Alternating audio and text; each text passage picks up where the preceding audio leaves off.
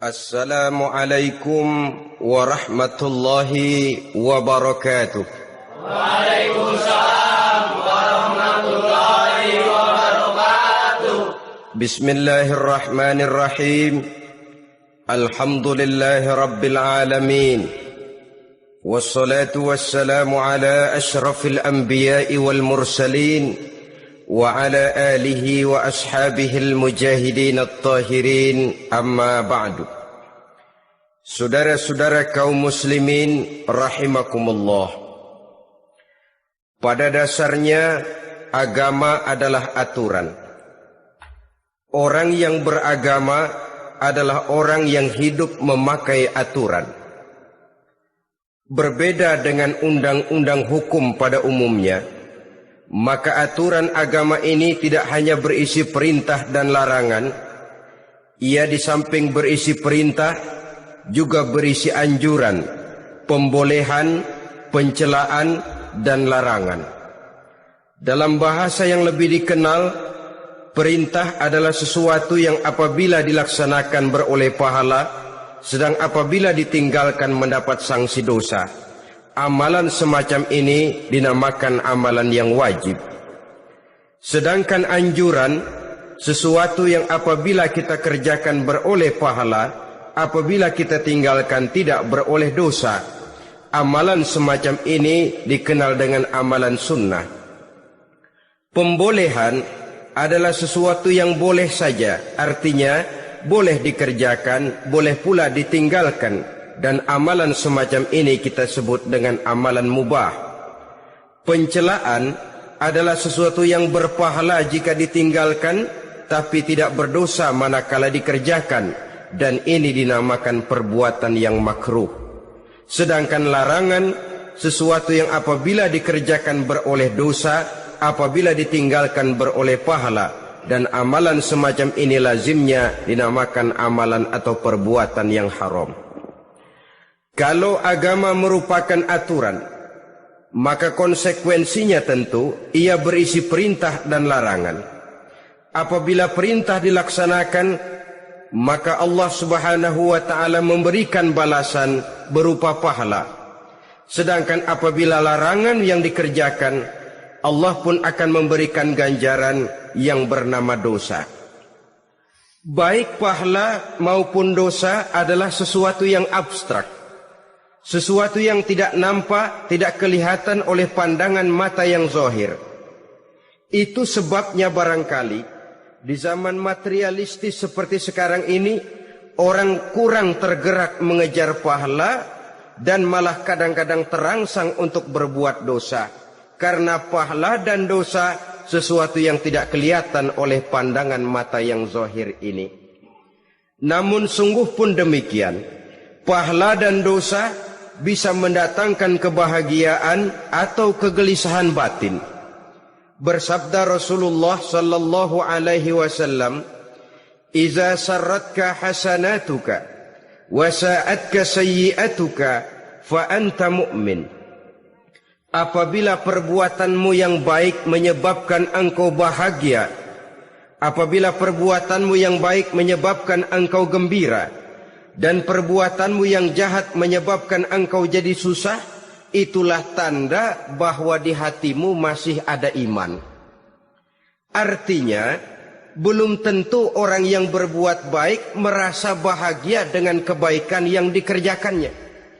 Dan tidak selamanya orang yang berbuat jahat sanggup menyesali perbuatan jahatnya. Oleh karenanya, apabila iman masih ada, apabila hati masih hidup, perbuatan yang baik menyebabkan orang gembira, perbuatan yang jahat menyebabkan orang susah dan gelisah hatinya. Ini mengandung pelajaran. Sekali kita berbuat baik, jangan sekali-kali menyesali kebaikan itu. Sebaliknya, satu kali kita melakukan kesalahan, hendaknya selalu menyesalinya. Kadang-kadang dalam kehidupan, karena orang tempat kita berbuat baik itu rupanya membalas air susu dengan air tuba, kita lalu menyesali kebaikan. Lahirlah kata-kata, nyesal saya nolong dia. Ibarat pepatah katanya, nolong anjing kejepit. Waktu kejepit setengah mati kita tolongin. Begitu selesai dia dari kejepitnya, malah kita digigitnya. Saudara hadirin yang saya muliakan, dalam kehidupan sehari-hari barangkali ini kena filsafat yang disebut dorong mobil mogok. Ketika mobil mogok setengah mati kita dorong, begitu mesin hidup ditinggalkannya kita di belakang. Sesungguhnya perbuatan kita yang baik tidak harus disesali. Karena disesali atau tidak, toh perbuatan itu sudah kita lakukan. Dan penyesalan atas segala kebaikan hanya akan mengurangi nilai pahala kebaikan itu sendiri. Berbahagialah apabila berbuat baik, walaupun orang yang kita melakukan kebaikan membalasnya dengan kejahatan. Menyesalah apabila berbuat kesalahan, apabila melakukan dosa, karena itu pertanda nilai iman yang masih hidup dalam jiwa kita. Saudara-saudara kaum muslimin yang berbahagia, jadi sungguh pun pahala dan dosa sesuatu yang abstrak, efeknya jelas dia mendatangkan kebahagiaan atau membawa kepada kegelisahan batin di dalam kehidupan manusia. Orang di zaman materialis kurang terangsang berbuat pahala dan terdorong melakukan dosa. Kenapa? Karena pahala tidak kelihatan, dosa tidak nampak. Kalau pahala kelihatan, barangkali nggak kuat kita mikul pahala. Kalau dosa benjol, umpama tiap bikin dosa palanya benjol, barangkali sudah nggak karu-karuan kepala kita. Baik pahala, baik dosa, sesuatu yang tidak nampak oleh pandangan mata zahir, tapi yang punya efek dalam kehidupan ini.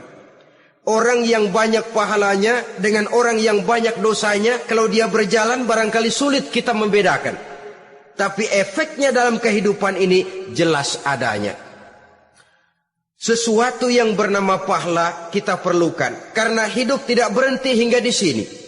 Sesuatu yang bernama dosa harus kita hindarkan, karena ada kelanjutan sesudah hidup yang sekarang ini, kehidupan dari satu pertanggungan jawab. Itu sebabnya Imam Ghazali dalam bahasa yang indah sekali berpesan, "Jaddidis safinah fa innal bahra amiq wa khuziz zad fa inna safara ba'id." Perbarui selalu kapalmu, rawat, jaga baik-baik, dandani kapalmu, fa innal bahra amiq, karena sesungguhnya lautan ini sangat dalam. Satu bahasa yang indah dari tamsil terhadap kehidupan. Perbaiki kapalmu karena lautan ini sangat dalam. Artinya jaga baik-baik hatimu, pelihara iman dan keyakinanmu, karena hidup ini bagaikan gelombang lautan. Tempo-tempo air tenang, tempo-tempo ombak menggila dan menggunung. Jaga iman baik-baik karena hidup penuh dengan cobaan dan ujian. Itu maksudnya. Wa khuziz zad fa inna safara ba'id. Dan bawa bekal yang banyak karena perjalanan hidup ini sangat panjang. Perjalanan ini sangat jauh.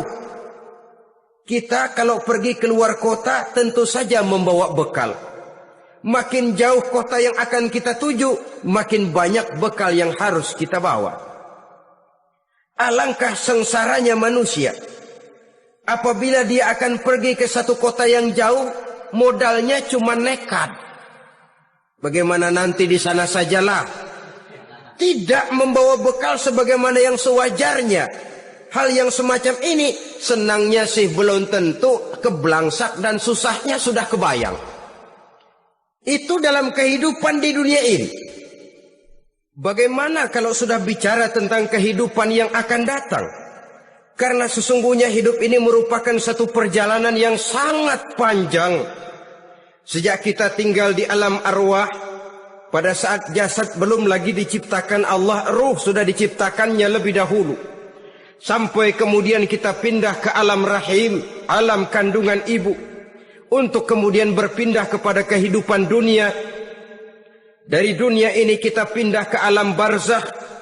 Di sana tinggal kita 100 tahun mungkin, 100.000 tahun mungkin, 1 juta tahun mungkin, menunggu saat datangnya kiamat. Lalu dari alam barzakh pindah kita ke alam akhirat. Satu perjalanan yang sangat panjang. Alangkah malangnya, alangkah sengsaranya jika tahu kita begitu panjangnya perjalanan hidup ini, tidak ada bekal yang kita bawa. Artinya kesengsaraan, kesulitan yang bertali-tali sudah jelas akan menimpa kita.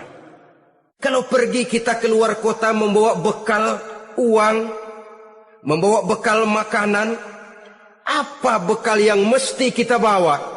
Apabila kita kembali ke alam barzakh, kembali ke alam kubur, berkumpul di padang mahsyar di akhirat nanti, nasi yang mau kita bawa, uang yang mau kita bawa, tentu tidak lagi. Karena kehidupan materialis selesai di atas liang lahat. Bila masuk kita ke liang lahat, disitulah pahala dan dosa memegang peranan yang sangat penting.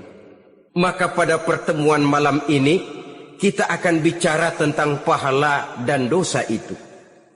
Saudara-saudara kaum muslimin rahimakumullah, yang dinamakan pahala, kata Imam Ali Al-Jurjani dalam kitab At-Ta'rifatnya, ma yastahiqqu bihi ar-rahmatu wal maghfiratu minallahi ta'ala. Sesuatu yang pelaksananya berhak untuk mendapat rahmah dan ampunan dari Allah. Dengan kata lain, nilai pahala adalah akibat dari perbuatan-perbuatan di dalam melaksanakan perintah dan anjuran yang ada di dalam kehidupan agama.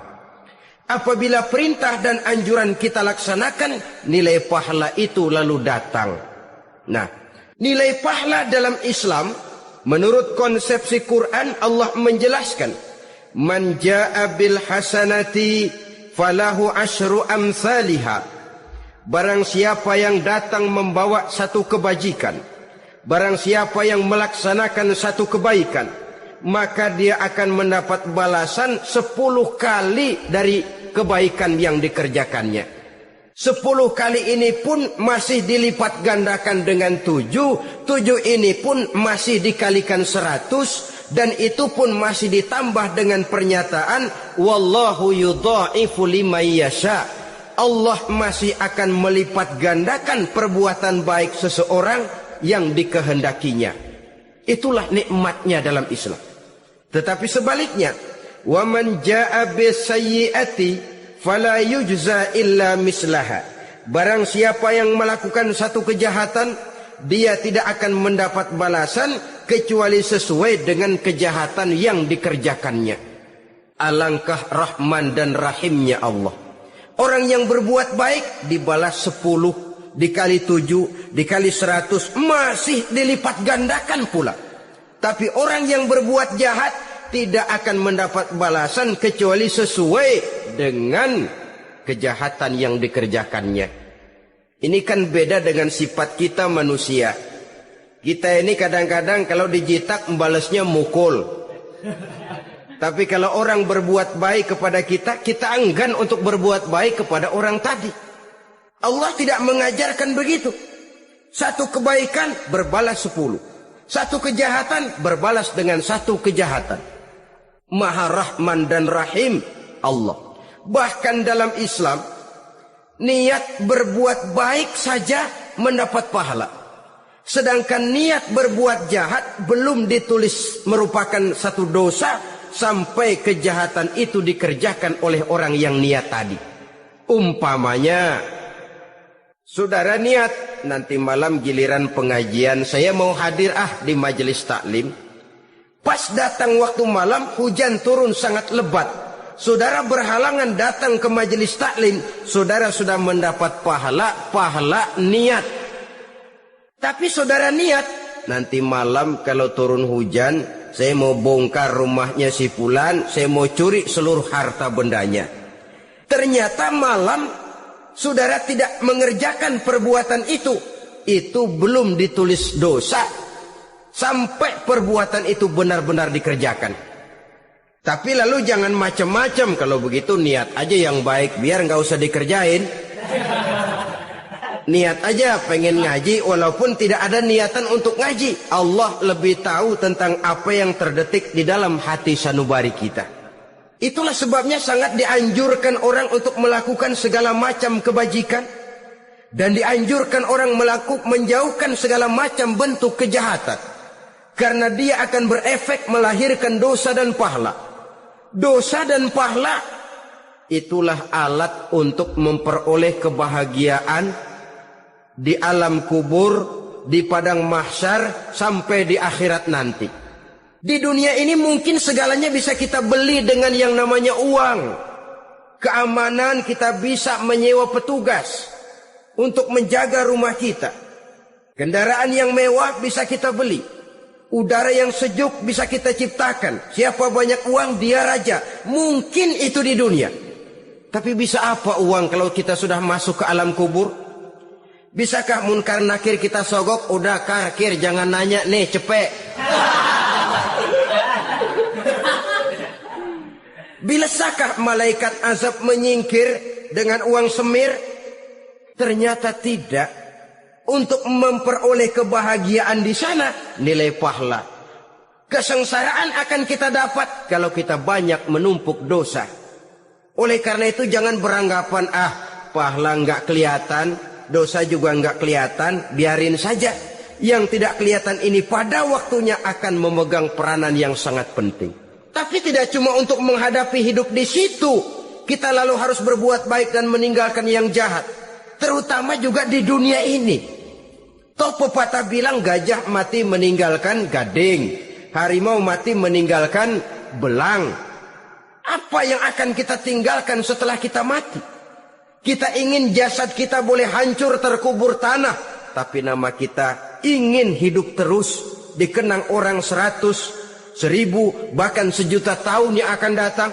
Ditulis orang dengan tinta emas dalam sejarah, tercatat kita sebagai orang baik-baik. Saudara-saudara kaum muslimin rahimakumullah. Lalu perbuatan apa yang bisa mendatangkan pahala itu? Saudara-saudara, semua perbuatan yang diperintah dan dianjurkan oleh Allah, yang dikerjakan dengan ikhlas hanya untuk mencapai ridho Allah, mendatangkan pahala.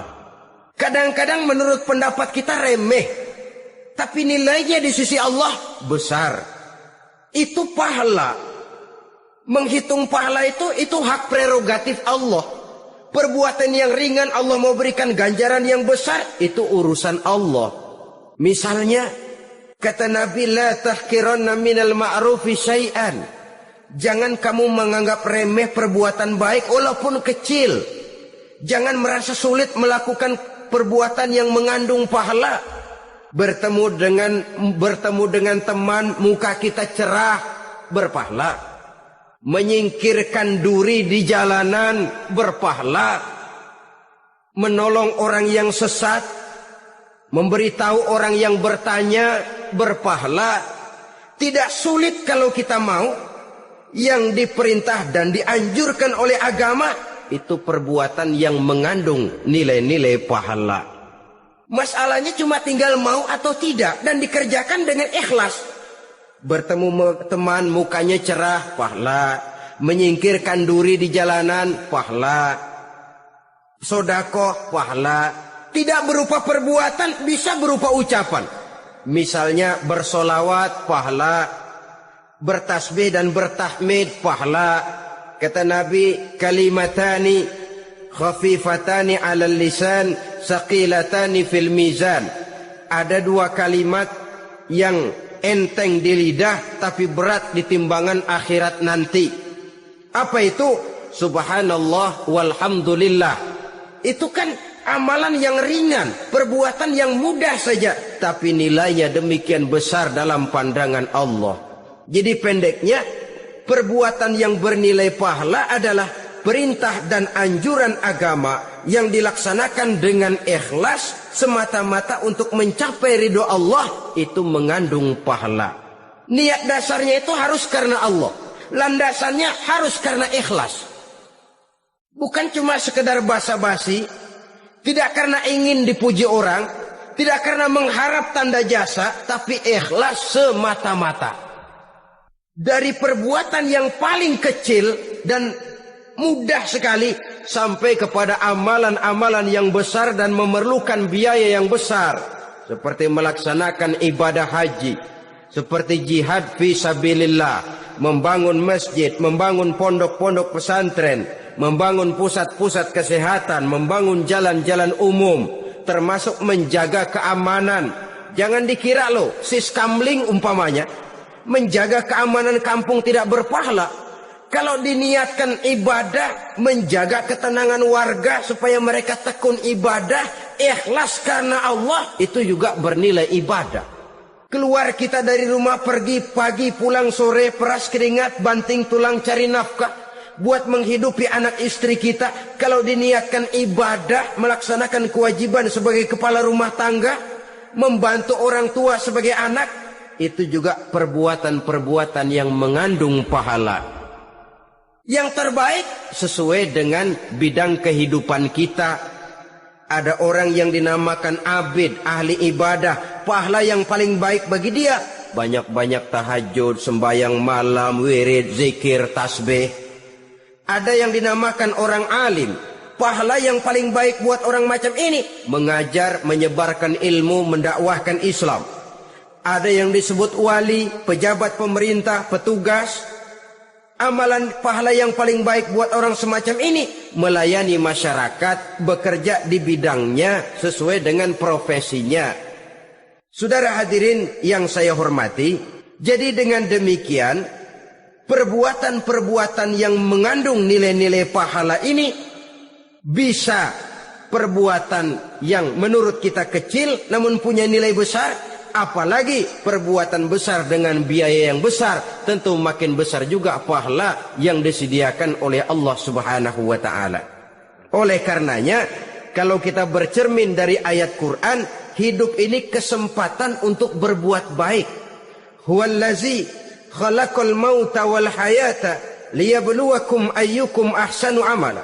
Dialah Allah, Tuhan yang telah memberikan hidup dan mati kepadamu untuk menguji kamu, siapa di antara kamu yang paling baik amal perbuatannya. Jadi tidak saya rinci, tapi cukuplah satu penjelasan global. Perbuatan yang berpahala adalah perbuatan melaksanakan perintah Allah atau anjuran Allah dengan dasar ikhlas, dengan tujuan untuk mencapai ridho Allah semata-mata. Lalu apa perbuatan yang mengakibatkan dosa itu? Saudara-saudara, dosa lahir akibat melakukan larangan Allah atau mengerjakan yang dicelaknya. Nah, para ulama ada yang membagi dosa itu menjadi dua bagian. Ada dosa-dosa kecil, ada dosa-dosa besar. Tetapi sebenarnya ditinjau dari segi hakikatnya, kalau sudah melakukan satu kesalahan yang mengakibatkan dosa, jangan dilihat besar dan kecilnya, tapi kepada siapa dosa itu kita kerjakan. Sebab kalau dosa kita anggap satu yang kecil, orang akan terangsang untuk mengerjakan yang kecil-kecil saja. Sehingga dengan demikian, yang kecil pun akan menjadi besar kalau ditumpuk-tumpuk. Sedangkan yang besar bisa saja menjadi kecil kalau selalu diiringi dengan permohonan ampun kepada Allah. Itu sebabnya para ulama sufi, orang-orang tasawuf mengatakan la saghair ma'al istimrar wala kabair ma'al istighfar. Tidak ada dosa yang kecil kalau dikerjakan terus-menerus, dan tidak ada dosa yang besar kalau digempur tiap saat dengan perbuatan istighfar atau memohon ampun kepada Allah Subhanahu wa ta'ala. Cuma saja pada umumnya, karena dosa-dosa kecil itu lebih mudah taubatnya, dan ada janji Nabi, barang siapa yang meninggalkan dosa-dosa besar akan diampuni dosa-dosanya yang kecil-kecil. Oleh karena itu, pada kesempatan ini kita akan juga bicarakan apa saja yang termasuk klasifikasi dosa-dosa besar, dengan harapan kita bisa menjaga diri, menyelamatkan diri, jangan sampai terjatuh ke dalam dosa-dosa yang besar tadi. Tetapi bukan berarti kita harus terangsang melakukan dosa-dosa yang kecil. Ah, biarin kecil ini, tobatnya gampang. Ah, dosa kelas teri. Ah, dosa itu kan tidak kelihatan. Lalu terangsang melakukan perbuatan dosa-dosa. Walaupun kecil, kalau berlarut terus-menerus, dia akan tumbuh menjadi dosa yang besar. Oleh karenanya, jangan sampai mengundang pengertian. Kalau kita membicarakan dosa-dosa yang besar, lalu terangsang melakukan dosa-dosa yang kecil. Karena bagaimanapun juga, dosa kecil dan dosa besar sama dalam arti kepada Allah kita melakukan kesalahan. Dan dosa yang kecil pun kalau bertumpuk, dia akan menjadi banyak. Saudara-saudara kaum muslimin rahimakumullah. Ada beberapa jenis dosa-dosa besar. Jenis yang pertama, asyirku billah. Syirik atau menyekutukan Allah. Dari sekian deretan dosa-dosa besar, syirik ini merupakan bapak moyangnya dosa. Dedengkotnya dosa, itu syirik, menyekutukan Allah.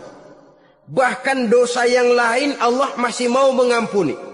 Tapi kalau sudah syirik, menyekutukan Allah, itu sudah satu dosa yang tidak berampun sama sekali. Oleh karena itu tepat pesan Imam Ghazali tadi. Jadi di safinah fa innal bahra amik. Jaga iman, pelihara akidah, dandani kapal. Karena hidup ini gelombang lautan sangat dalam, hidup banyak cobaan. Di dalam hidup di zaman sekarang ini, saudara bisa perhatikan, di mana tensi ekonomi tinggi, lapangan kerja sulit, persaingan hidup makin tajam, sifat egois dan individualis tumbuh di mana-mana, rasa solidaritas sosial menurun, sifat gotong royong musnah, orang mudah potong kompas, potong jalan. Ingin cepat kaya, ingin cepat naik pangkat, ingin dapat kedudukan. Kadang-kadang akidah pun terjual, akidah pun musnah, jatuh ke jurang syirik pun tidak jadi soal. Itu yang kita khawatirkan.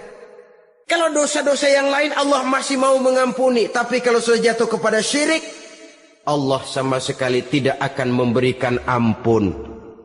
Dalam kaitan dengan ini barangkali tepat sinyalemen Imam Ali itu. Andai kata kemiskinan merupakan satu kepribadian, saya akan membunuhnya lebih dahulu. Artinya memang kemiskinan ini sering mendorong orang kepada jurang kemusyrikan. Tidak tahan menghadapi godaan perut akibat tensi ekonomi yang tinggi, lapangan kerja yang sulit. Iman pun jadilah ditukar dengan 3 liter beras. Akidah pun jadilah dibarter dengan 3 bungkus supermi. Dengan pakaian bekas, dengan obat-obatan. Tidak jadi soal baginya mengejar kebahagiaan yang relatif singkat dengan mengorbankan kebahagiaan yang abadi. Persis ibarat pepatah, nyari jarum kampak hilang. Mencari sesuatu yang kecil, yang besar jadi sia-sia. Membela perut, mengorbankan akidah. Na'udzubillah summa na'udzubillah. Saudara-saudara kaum muslimin rahimakumullah. Ini fakta. Ini kenyataan. Dan hal semacam ini tidak bisa diatasi cuma dengan ceramah, simposium, diskusi, seminar. Apalagi Nabi berpesan, solahu ummati bil ilmi wal mal. Umatku hanya bisa menjadi baik akidahnya dengan ilmu dan harta. Itu bahasa Nabi. Kalau bahasa kita sekarang, dengan ekonomi dan pendidikan. Ilmu, pendidikan, ekonomi, harta. Tanpa itu sangat besar kemungkinan kita bisa menjual akidah terjerumus di lembah kemusyrikan. Maka terutama kepada saudara-saudara saya, muslimin yang terpencil jauh dari kota-kota besar, yang kadang dalam kehidupan seharinya imannya sering digoda oleh supermi, akidahnya sering ditantang oleh pembagian beras, pakaian-pakaian bekas, obat-obatan dan sebagainya. Jaga dan bentengi akidah kita. Lebih baik nyawa berpisah dari badan asal iman jangan berpisah dari hati. Kepada adik-adik saya para remaja, para pemuda di kota-kota besar yang iman dan akidahnya sering ditantang dengan minuman-minuman keras, fasilitas-fasilitas yang menghanyutkan, yang secara terarah dan praktis sedikit demi sedikit menggiring kita untuk keluar dari nilai-nilai akidah. Hati-hati, jaga baik-baik, sebab intan paling mahal, mutiara paling berharga tidak lain nilai iman ini. Tergelincir kita daripadanya, jatuh ke lembah kemusyrikan, jatuh ke satu dosa yang teramat besar yang Allah tidak akan pernah memberikan ampun lagi. Ini dosa besar yang pertama. Yang kedua, qatlun nafsi illa bil haq, membunuh orang tanpa alasan yang benar. Di zaman kesulitan ekonomi kadang-kadang orang mudah nekat. Tengok saja, kadang-kadang karena pasal uang 100-200 perak saja nyawa bisa melayang. Kadang-kadang karena urusan yang remeh, salah omong, salah ambil, salah ucap, salah pegang, nyawa bisa jadi melayang. Alangkah murahnya nyawa, seakan-akan kita yang punya. Padahal nyawa itu hak milik Allah. Tidak pantas kita merampasnya, tidak pantas kita menghilangkannya dari jasad seseorang. Oleh karenanya, membunuh orang merupakan satu dosa yang sangat besar. Jangankan kepada orang yang seakidah, orang yang lain akidah saja pun, kalau dia hidup berdamai, rukun, berdampingan, kita harus melindungi. Apatah lagi teman seakidah sendiri. Saudara-saudara kaum muslimin rahimakumullah, pantas kalau Nabi menyatakan apabila dua orang Islam sudah saling berkelahi, berbunuh-bunuhan, al-qatil wal maqtul finnar, yang membunuh dan yang dibunuh dua-duanya sama-sama masuk neraka. Sahabat heran, ya Rasul, kalau yang membunuh masuk neraka sih wajar, tapi yang terbunuh kok neraka juga, kenapa? Kata Rasul, sebenarnya dia juga cuma sudah niat untuk membunuh, cuma keduluan saja. Andai kata dia tidak terbunuh, tentu dia yang akan membunuh. Saudara-saudara kaum muslimin rahimakumullah, Islam sesuai dengan namanya adalah agama damai. Kita tidak boleh mencari-cari musuh, walaupun tidak boleh lari kalau bertemu musuh. Oleh karenanya, pantang seorang muslim menimbulkan benih keonaran menjadi biang kerok buat lingkungannya. Sesuai dengan namanya, seorang muslim adalah seorang yang dalam hidup senantiasa berusaha menebarkan salam, menebarkan kedamaian, ketenangan dan ketentraman. Dengan prinsip musuh jangan dicari, bertemu pun jangan lari. Yang ketiga, termasuk dalam kelompok dosa besar ini, syurbul khamr, meminum minuman keras. Termasuk di dalam kata khamr ini ganja, morfin, narkotik. Sebab apa? Jenis minuman semacam itu tidak hanya merusak keadaan sekarang, tapi sekaligus merusak kehidupan yang akan datang. Kalau itu jatuh di tangan generasi muda, artinya kan merusak kehidupan masa depan daripada suatu bangsa. Karena apa? Remaja dan pemuda merupakan bentuk miniatur daripada kehidupan bangsa.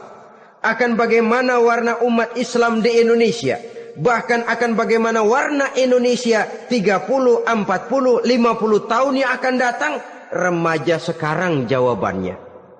Kalau remaja kita sekarang ini kerjanya cuma bisa nyekek botol,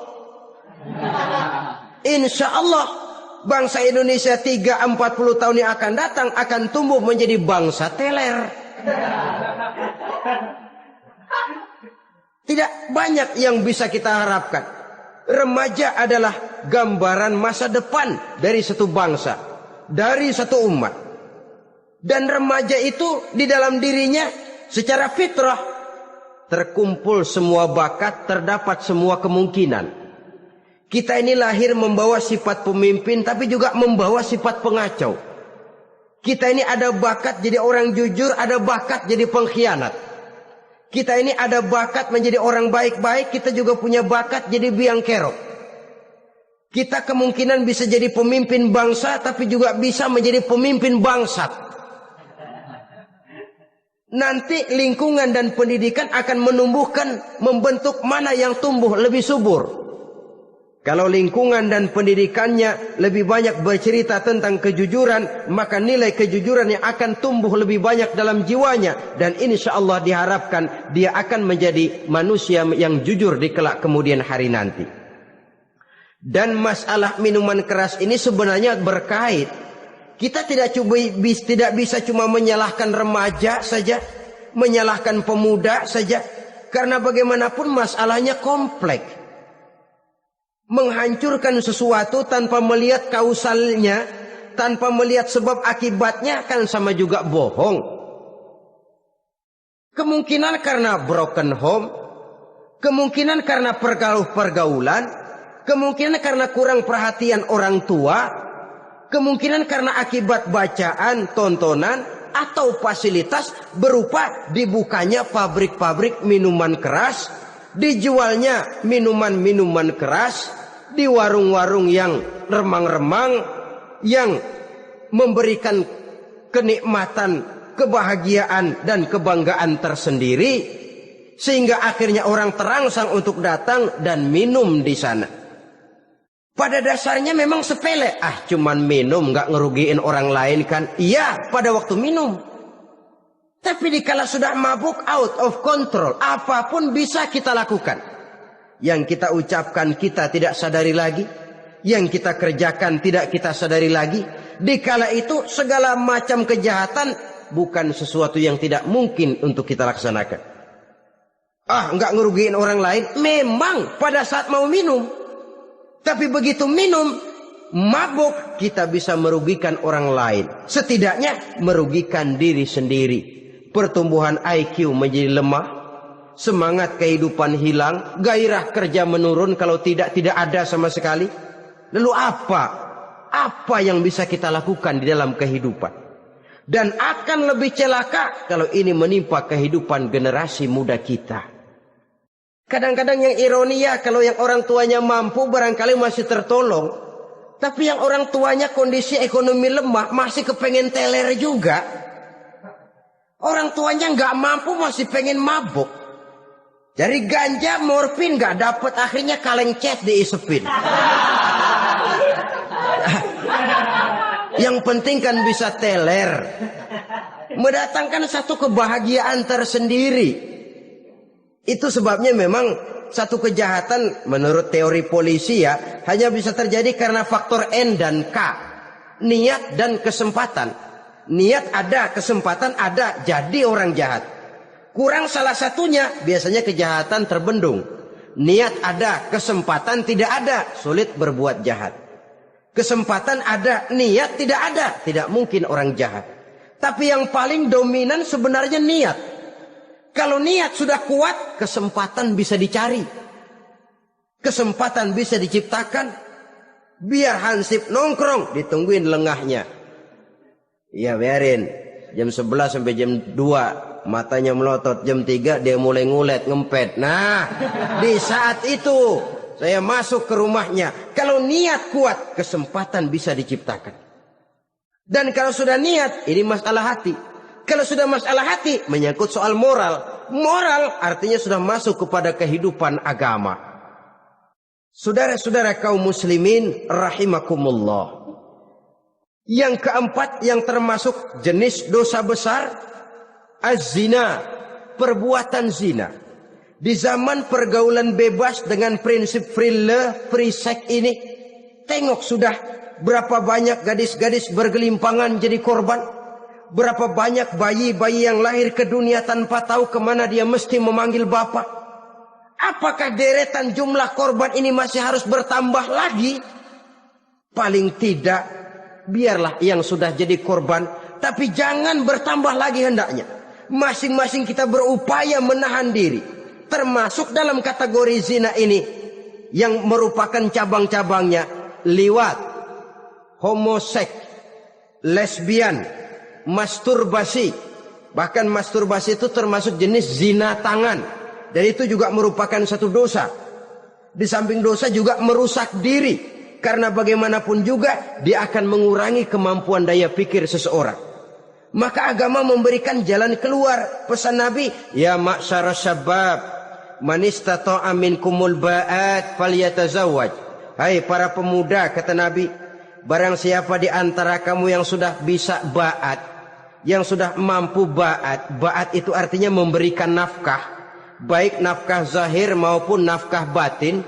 Falyatazawwaj, maka hendaklah dia kawin.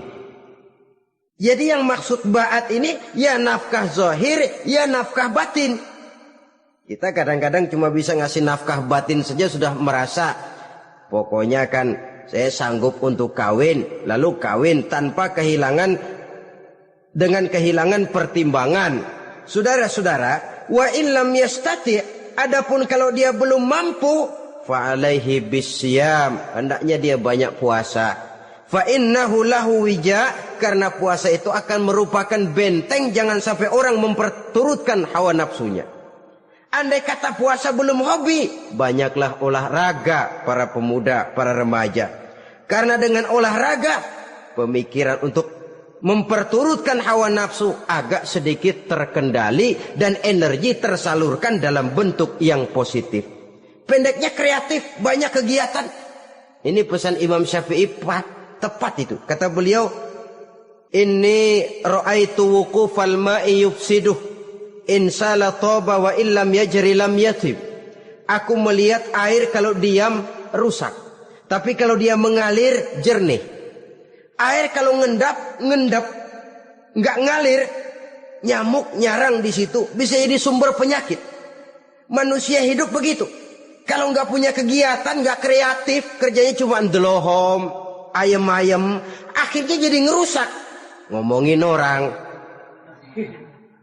Si ano ngapa? Ano.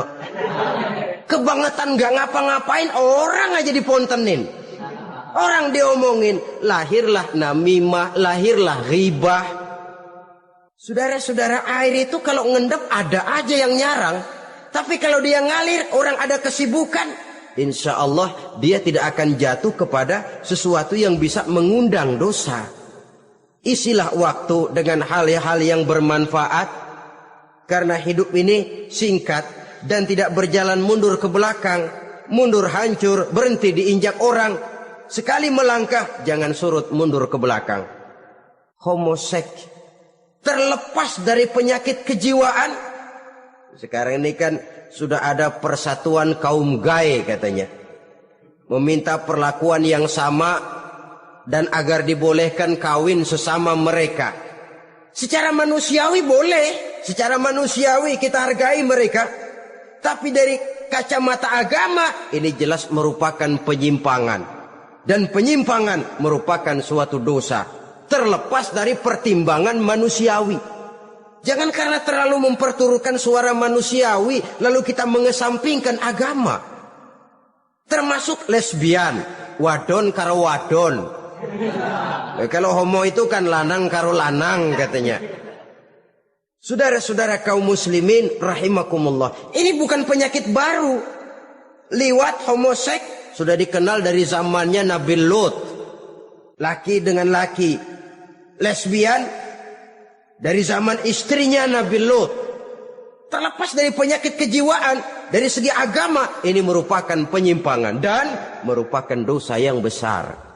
Yang kelima yang termasuk jajaran dosa kelas kakap, qazful mu'minina wal mu'minat, menuduh orang mukmin yang baik-baik, laki atau perempuan, melakukan perbuatan zina sehingga hancur namanya di masyarakat. Ini merupakan satu perbuatan dosa yang sangat besar dan sangat dimurkai oleh Allah. Saudara-saudara kaum muslimin rahimakumullah, oleh sebab itu tentang masalah ini, kalau memang tidak ada saksi, jangan sembarang kita enteng lidah menuduh orang lain berbuat zina, menuduh orang lain berbuat serong. Dosanya kelewat besar di dalam kehidupan. Karena apa? Mencari harga diri itu berat. Memelihara kehormatan diri jauh lebih berat.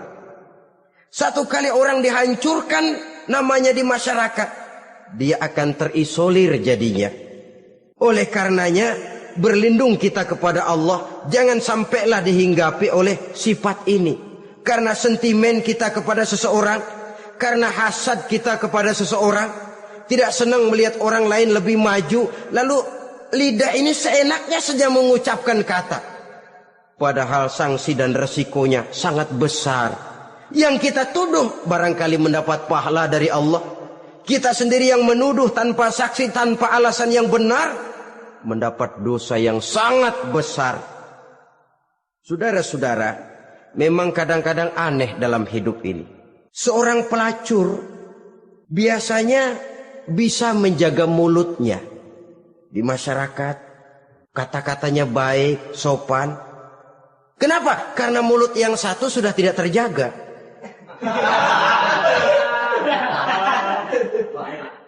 Kita kadang-kadang kehormatan bisa kita jaga, tapi mulut tidak terkontrol. Ngomong saenake dhewe, bikin orang mangkel, kesal, fitnah sana, fitnah sini, menghancurkan nama baik orang, ngomongin yang macam-macam. Bagai-bagai macamlah caranya. Saudara-saudara kaum muslimin yang berbahagia. Jadi dengan demikian, menuduh orang lain berbuat zina, sedangkan orang itu tidak pernah melakukannya, ini termasuk satu dosa yang sangat besar di dalam kehidupan ini. Yang keenam, al-'aqu bil walidain, durhaka kepada ibu bapak.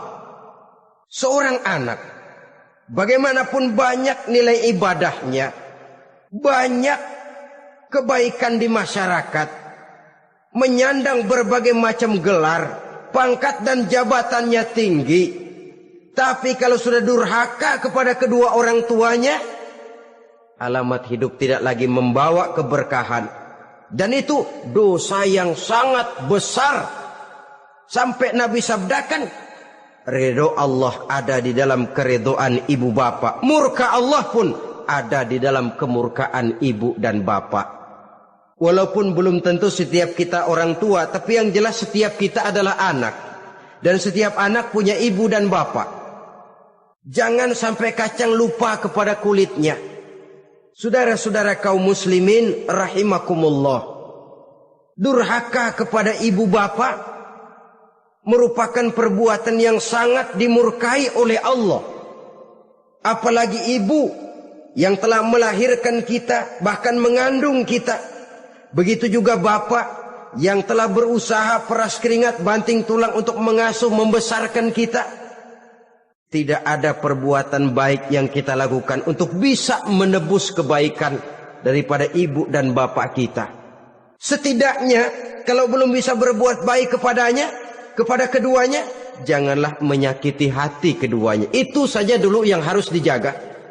Kadang-kadang sudah berbuat baik enggak, nyakitin melulu. Sudah nyenangin belum bisa, saban sehari nyakitin saja. Padahal kedua orang tua itu doanya manjur, sebagaimana sumpahnya juga bisa jadi kenyataan. Dan sering bahkan menjadi kenyataan. Sampai ibu bapak sudah wafat, sudah meninggal sekalipun, kewajiban berbakti masih harus terus dilakukan oleh seorang anak. Lalu yang ketujuh, at-tawalli yaumaz zahfi, berpaling pada hari pertempuran. Orang sedang sibuk-sibuk menghadapi musuh, maksudnya berjuang membela agama ini, dia lari menyelamatkan diri. Pengecut, mental munafik. Ayo, kalau demi agama, mari kita maju ke depan. Allahu Akbar, yang besar Allah, yang lain kecil semua, maju. Orang lain maju serentak, dia mundur jauh ke belakang. Mental munafik, mental calo istilah sekarang ini. Oh itu calo, mental calo, Tuhan gedek banget itu. Coba ya, calo itu paling sibuk nyuruh penumpang naik. Tapi sementara penumpang naik sampai ke tempat tujuan masing-masing, calonya nggak kemana-mana, diem aja di situ. Cuma orang aja disuruh naik. Saudara-saudara, kerja bakti. Orang turun ke comberan, dia naik ke tempat tidur. Mundur di hari pertempuran, menyebabkan orang lain gugur, dia sendiri menyelamatkan diri. Mental pengecut, mental munafik, itu merupakan dosa yang sangat besar. Saudara-saudara kaum muslimin rahimakumullah. Itu sebabnya agama itu memerlukan keberanian. Memang, tapi bukan keberanian yang tanpa perhitungan. Sebab berani tanpa berhitung namanya berani babi. Kita berani kalau benar, kita harus takut kalau salah. Jangan dibalik. Salah berani, nekat namanya. Benar takut, pengecut namanya. Orang yang pengecut adalah orang yang takut membela kebenaran. Orang yang nekat sesungguhnya udah salah nggak malu lagi. Udah salah nekat lagi. Merasa rugi berbuat kebaikan, puas kalau berbuat kejahatan. Padahal Nabi pesan, siapa yang berbuat dosa sambil tertawa, nanti dia akan masuk neraka sambil menangis. Karena itu dipesan pula di dunia ini, sering-seringlah mencuci mukamu dengan air mata taubat. Cuci lidahmu dengan zikir kepada Allah. Bersihkan hatimu dengan air ikhlas. Saudara-saudara kaum muslimin rahimakumullah. Kan ada toh orang berbuat baik nggak gembira, tapi berbuat jahat malah puas.